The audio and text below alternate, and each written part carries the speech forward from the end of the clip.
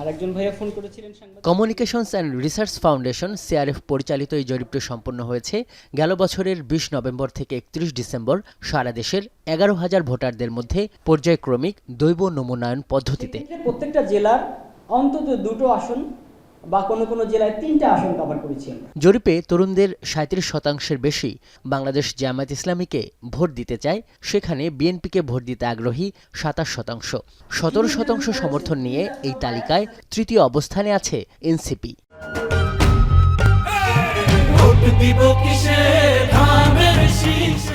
৩৭.৪% মানুষ যারা ২০০৮ সালের পরে ভোটার হয়েছে তারা জামাত ইসলামীতে ভোট দিবেন বলে আমাদেরকে রিপোর্ট করেছেন।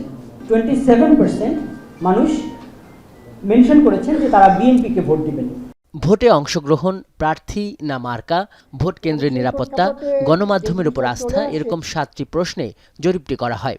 ভোট দেবার ক্ষেত্রে ধর্মের চেয়ে দুর্নীতি বিরোধী অবস্থানকে বেশি প্রাধান্য দিয়েছেন অংশগ্রহণকারী ৩১% ভোটার।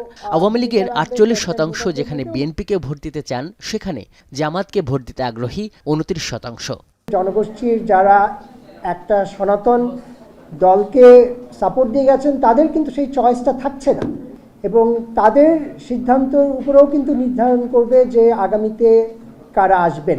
35.9% মানুষ মনে করছে যে ধর্মটা একটা গুরুত্বপূর্ণ ইস্যু হতে পারে, কিন্তু এর চেয়ে অনেক গুরুত্বপূর্ণ ইস্যু তারা কনসিডারেশন নিয়েছে, যেমন করাপশন, যে ওই প্রার্থী, সংশ্লিষ্ট প্রার্থী বা সংশ্লিষ্ট দলের বিরুদ্ধে করাপশনের অভিযোগ আছে কিনা। সিআরএফের দাবি, জরিপে অংশ নেয়া এনসিপি ও জামাতের সমর্থকরা তুলনামূলকভাবে ভোটের দিনে সহিংসতার শঙ্কা করেছেন বেশি। তবে অন্তত ৯০% ভোটার ভোট দিতে আগ্রহী বলে জানায় সংস্থাটির গবেষকরা।